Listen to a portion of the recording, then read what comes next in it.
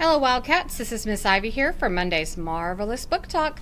Today I'm sharing with you Schooled by Gordon Korman. He has written tons of books that you're probably familiar with. The Mastermind series, Ungifted. He's written those mystery books with the dogs in them. So you're probably familiar with him as an author.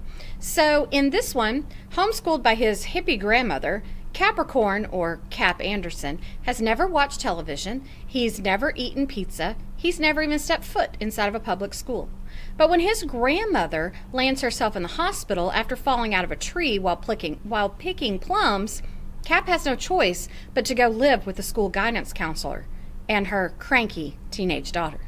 So while he knows a lot about Tai Chi and tie-dyeing clothes, there's no education that could prepare him for the politics of public school.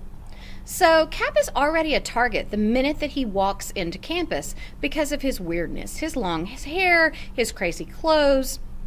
But then, when the school bully, or the big man on campus, Zach Powers, sees him, he cannot wait to tell him about the school tradition, where the nerdiest kid, or the new kid in school, is nominated to run for class president.